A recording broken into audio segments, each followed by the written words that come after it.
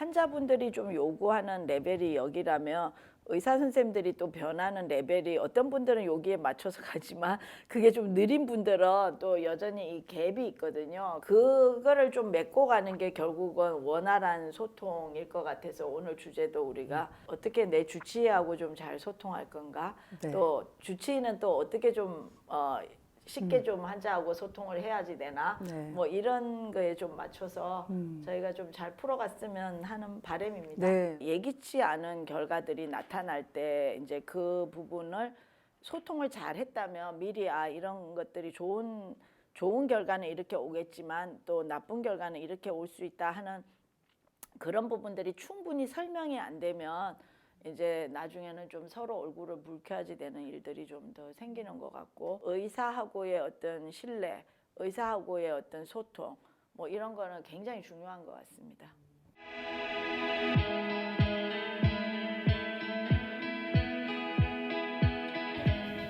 네, 안녕하세요. 건강한 여일의 앨리스 대표 앨리스 송지혜입니다. 먼저 닥터마마 함께 초대해서 시작하도록 하겠습니다. 안녕하세요. 안녕하세요. 안녕하세요. 반갑습니다.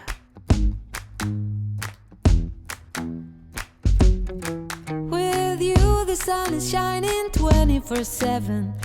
닥터마마, 요즘 코로나 변화 중에서 저는 가장 큰 변화가 정말 그 여러 가지 생활 속에 들어와 있는 이 디지털 쪽인데요. 그래서 디지털에 대한 공부를 참 많이 하고 있는데 그런 공부 말고도 이 건강에 대한 건강 습관을 만들기 위한 공부가 정말로 중요하잖아요. 여러 군데에서 많은 분들이 공부하고 계시는데 어떤 공부를 좀 하고 계신가요? 저는 뭐 일단 다시 또 영어 공부도 시작하고 배움에는 나이가 없다 뭐 이런 생각을 하면서 5월부터는 이제 좀 매주 목요일 오후에 이제 코딩 클래스 다니려고 신청했어요. 네, 그래서 아까 공부 얘기처럼 이 건강 습관에 대한 공부를 닥터마마와 함께 오늘 또 해보려고 하는데요. 암 환우분들이나 이제 환자분들이 병원에 가서 진료실에서 대화할 때 똑소리 나는 암 환자의 진료실 대화법 이라고 하면서 시작을 해보려고 합니다. 환자 중심의 의료 뭐 이런 얘기를 하면서 병원과 선생님들이 많은 변화를 또 하고 계시는 것 같은데 달라진 점이 있다면 어떤 게 있을까요? 환자분들이 좀 요구하는 레벨이 여기라면 의사 선생님들이 또 변하는 레벨이 어떤 분들은 여기에 맞춰서 가지만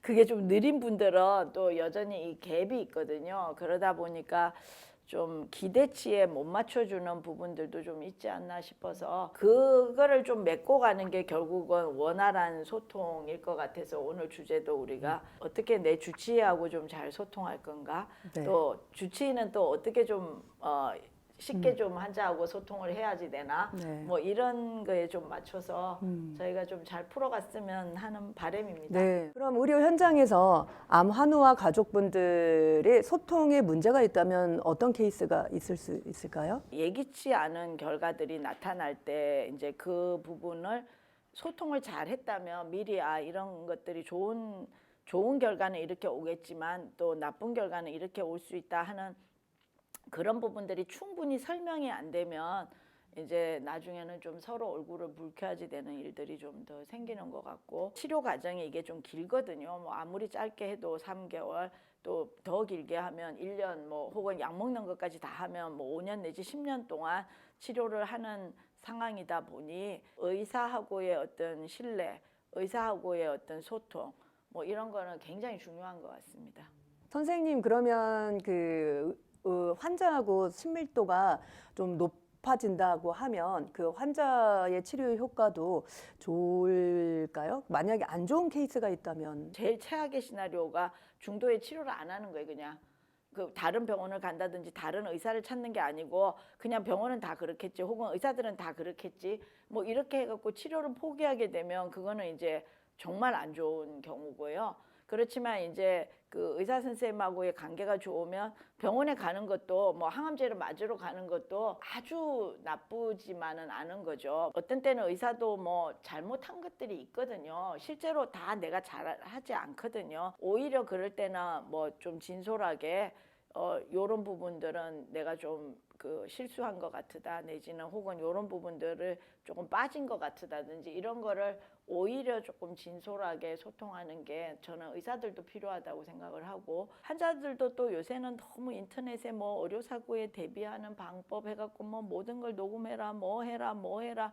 근데 그게 우리가 병원에 가는 거는 뭐 사고가 생길 거를 생각해서 가는 건 아니거든. 좋은 치료를 잘 받으려고 가는 그 본질을 한 번 정도 생각을 해야지 되는데 오히려 그러다 보면 의사는 좀 방어적이 되고 또 이제 방어적이 되다 보면은 적극적으로 뭘 안 하려고 하면은 오히려 환자한테 그게 또 실이 되는 경우들이 많아서 저는 좀 서로 조금은 진솔하게 대화를 해야지 될 것 같고 환자도 내가 잘 모르는 문제를 그냥 솔직하게 선생님 저 이거 잘 모르겠어요.